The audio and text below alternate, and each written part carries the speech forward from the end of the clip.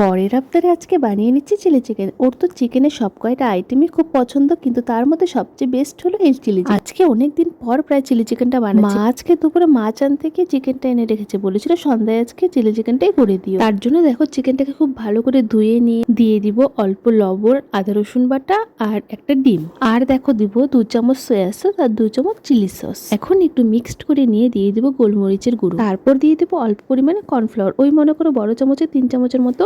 আগে বেশি করে কর্নফ্লাওয়ারটা দেওয়া যাবে না, আগে মেখে দেখতে হবে, যদি প্রয়োজন পড়ে তাহলে আরো 1 চামচ দিয়ে দিতে পারো। সব শেষে দিয়ে দেবো এই টমেটো সসটা দিয়ে খুব ভালো করে মিক্সড করে কমপক্ষে 1 ঘন্টা রেস্টে রেখে দিতে হবে। তারপর তেলটা গরম করে একটা একটা করে সবগুলো চিকেন দিয়ে ভালো করে ভেজে নিতে হবে। এই চিলি চিকেনের রেসিপিটা কিন্তু আমার শাশুড়ি মায়ের কাছ থেকে শেখা। শুধু চিলি চিকেনই না, যতগুলো আমি টেস্টি টেস্টি রান্না শিখেছি সবকিছু মায়ের কাছ থেকেই শেখা। বিয়ের আগে আমি চিলি চিকেনটা খুব একটা পছন্দ করতাম না, কিন্তু বিয়ের পর শাশুড়ি মায়ের হাতে এই চিলি চিকেনটা খাওয়ার পর থেকে আমার চিলি চিকেনটা আমার যেন ফেভারিট হয়ে গিয়েছে। এদিকে দেখো চিলি চিকেনের জন্য আমার বড়া ভাজাটা একদম কমপ্লিট। তো এখন আসল মশলাটা বানিয়ে নেবো চিকেনের জন্য। দেখো তার জন্য আমি নিয়ে নিচ্ছি 2 চামচ টমেটো সস, 2 চামচ সয়া সস আর 2 চামচ চিলি সস। এই রেসিপিতে টমেটো সসটা একটু বেশি লাগে, তাই আমি আবার 2 চামচ আরো টমেটো সস দিয়ে দিয়েছিলাম, মানে বড় চামচের 4 চামচ টমেটো সসটা দিয়েছি। আর এটাই হলো চিলি চিকেনের আসল মশলা। এখানে গুঁড়ো মশলার কোনো ব্যবহার করার দরকারই পড়ে না, এমনিতেই খেতে ফাটাফাটি লাগে। লাস্ট এটার মধ্যে আরেকটা জিনিস দেবো, সেটা হলো কর্নফ্লাওয়ার। 2 চামচ কর্নফ্লাওয়ার দিয়ে আরো সামান্য একটু জল দিয়ে এটাকে একটু ভালো করে মিক্সড করে নেব। তো দেখো চিলি চিকেনের জন্য সসটা কিন্তু একদম রেডি। তো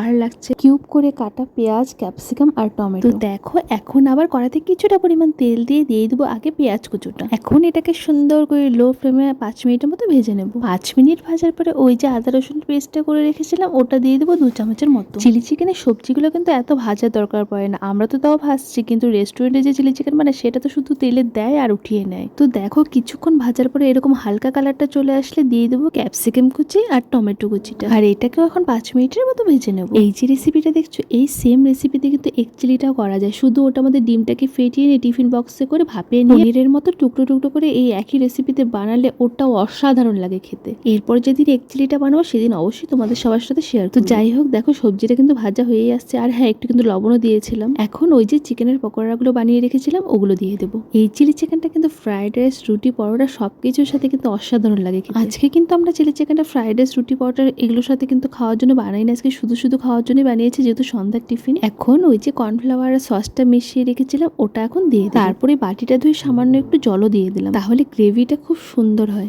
আর হ্যাঁ, তোমরা যদি এটা ফ্রাইড রাইসের সাথে খাও তাহলে কিন্তু জলের পরিমাণটা একটু বাড়িয়ে দিও, তাহলে গ্রেভিটা একটু বেশি হবে। আমরা যেহেতু এটা শুধু শুধু খাবো তাই জলের পরিমাণটা একটু কম দিয়ে ড্রাই চিলি চিকেন করে দিই। বাস আমার চিলি চিকেন একদম রেডি। এখন গরম গরম নামিয়ে সবাইকে সার্ভ করে দেবো। আর সত্যি বলছি চিলি চিকেনটা এত টেস্টি হয়েছিল না কি বলবো। আজকে আমাদের সন্ধ্যার টিফিনটা কিন্তু দারুণ হয়েছিল।